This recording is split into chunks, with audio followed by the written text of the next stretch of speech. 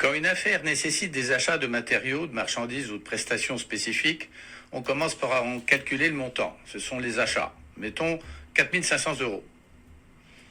Le commercial est le créateur du chiffre d'affaires, mais il est aussi le créateur de la marge brute, dont il arrête le montant en fixant le prix de vente.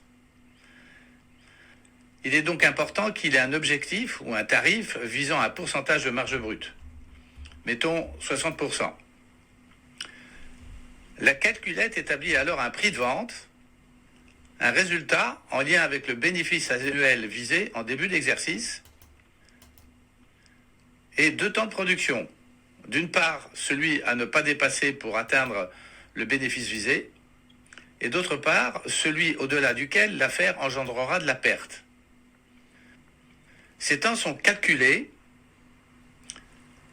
avec la capacité de production et les charges de fonctionnement de votre entreprise établies dans Manager Pro.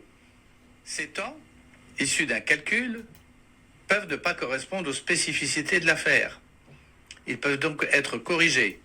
Par exemple, au lieu de 188 heures, mettons qu'il n'en faille que 168.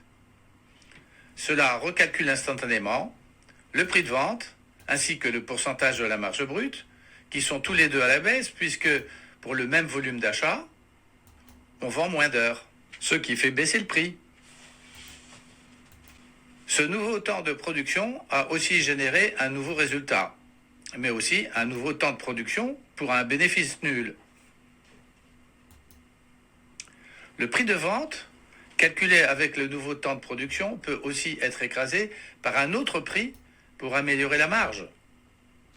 Mettons 11 500 euros, ce qui améliore la marge, mais aussi le bénéfice. Mais pour finir, ce sera bien sûr le prix négocié avec le client qui devra être saisi. Mettons 11 000 euros, qui détermine le bénéfice et les temps de production prévisionnels de l'affaire.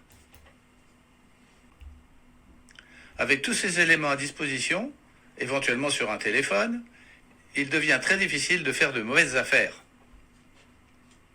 Une fois l'affaire terminée, il suffit de saisir les temps de production et les achats définitifs. La saisie du temps de production, par exemple 170 heures, indiquera la performance du personnel de production et permettra de les valider si elle est supérieure à 100%, ou en cas contraire, d'investiguer pour savoir d'où vient la contre-performance. Si les achats n'ont pas été de 4 500 euros, mais sont passés malheureusement à 5 200 euros, cela engendrera aussi une analyse pour en comprendre la raison.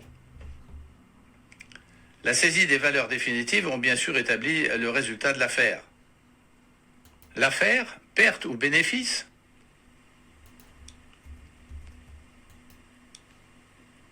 est aussi calculée à l'heure car en cas d'un résultat positif, c'est le bénéfice horaire qui indique si l'on est en dessous ou au-dessus du bénéfice visé.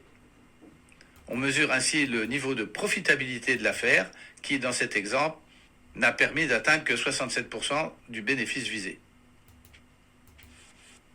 Sur la calculette du dirigeant, il est aussi possible de reporter le résultat courant de l'entreprise grâce à l'importation des données comptables dans Manager Pro.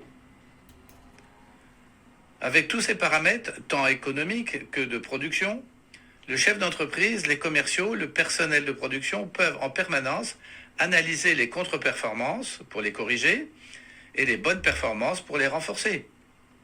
Tous les membres du personnel prennent alors conscience qu'ils sont tous des acteurs économiques de l'entreprise, ce qui fait s'envoler les bénéfices, surtout s'ils font l'objet d'un partage. Ce sujet fait l'objet d'une autre vidéo. Merci de votre écoute.